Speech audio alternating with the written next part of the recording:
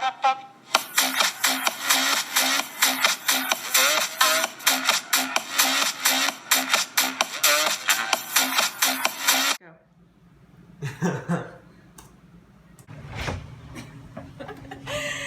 a bootlegger. One time, he killed a man and found out he was a nephew to von Hindenburg and second cousin to the devil. Reach me that rosé, honey, and pour it into this here glass.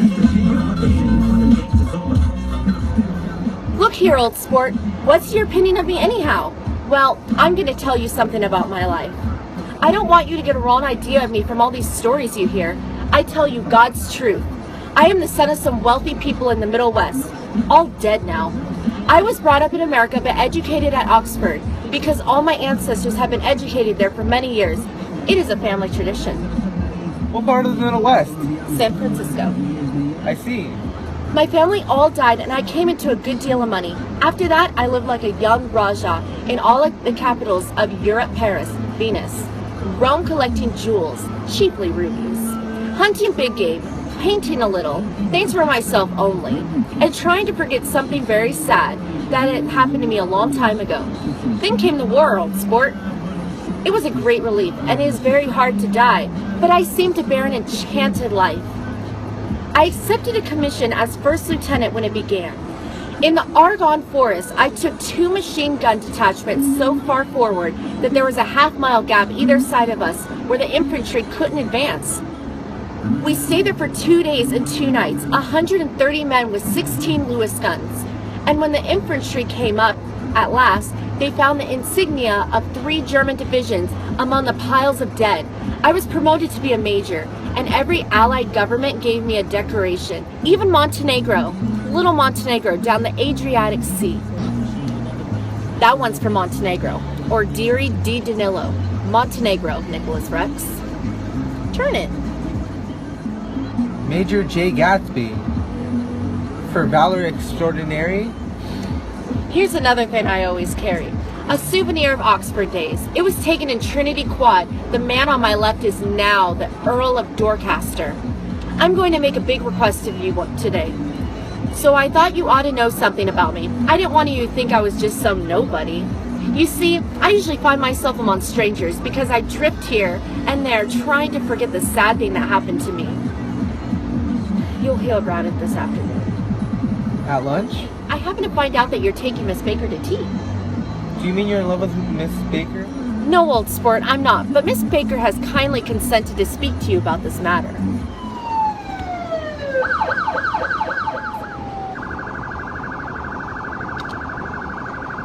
Right you are, Mr. Gatsby. Know you next time. Excuse me.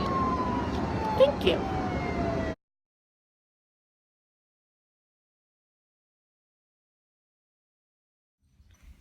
Mr. Carraway, this is my friend Mr. Wolfsheen. Nice to meet you.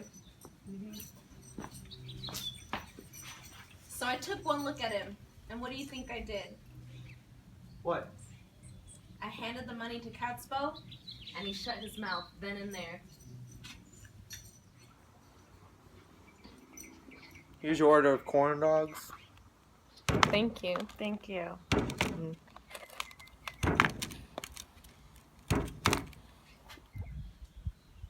This is a nice restaurant here, but I still like across the street better. Hot and small, yes, but full of memories. What place is that? The old Metropole, of course. Filled with friends, dead and gone, filled with friends, now and forever. I can't forget, as so long as I live, the night that they shot Rosie Rosenthal there. There was 6 of us at the table, and Rosie had ate and drank all evening. When it was almost morning, the waiter came to us and said to him that there was someone waiting outside for him and they want to speak to him. So then he gets up, but I pull him back down to his chair because we don't know who it is that he wants to talk to. And it was only 4 o'clock in the morning. Did he go? Sure he went. He looked at me right in my face and said, "Don't let the waiter touch my coffee." He went outside and they shot him 3 times in his full belly. So, I hear you have business for me. No, this is not him. We will talk about that another time. Oh. I don't like mysteries. I don't understand why you don't tell me what you want. Why has it all got to come through Miss Baker? Miss Baker's a great sportswoman, and she'd never do anything that wasn't all right.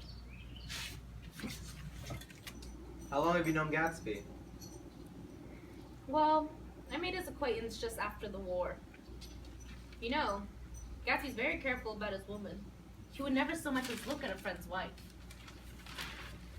You know, I've enjoyed my lunch here. I think I'm gonna run off from you two before I outstay my welcome. Don't hurry, Meyer. No, I gotta go. Thank you. Who is he anyhow? An actor? Meyer Wolfsheim?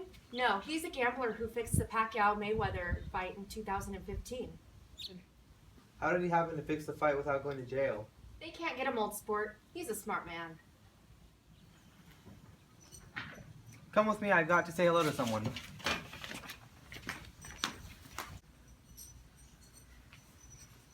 Where have you been? Daisy's furious you haven't called. This is Mr. Gatsby, Mr. Buchanan. I've been having lunch with Mr. Gatsby. I'm the Sheik of Araby. Your love belongs to me. At night, when you're asleep, into your tent, I'll creep. Interesting. Does she want to see Gatsby? She's not to know about it. Gatsby doesn't want her to know. You're just supposed to invite her over for tea.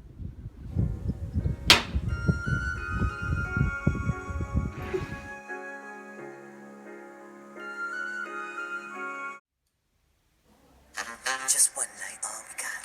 Just one night, all we got. Just one night, all we got. Just one night, all we got.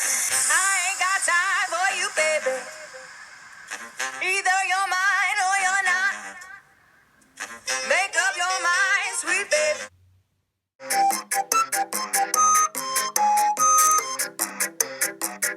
Go. Okay. That's going in the bloopers. No, it's not. Yes. Yeah, bitches, they know. I like this song. Oh no. Yeah, maybe I'm selfish. So I want you to myself, I can't help it. What is this? You're my lady, This isn't, no, we're not doing that. Hold on.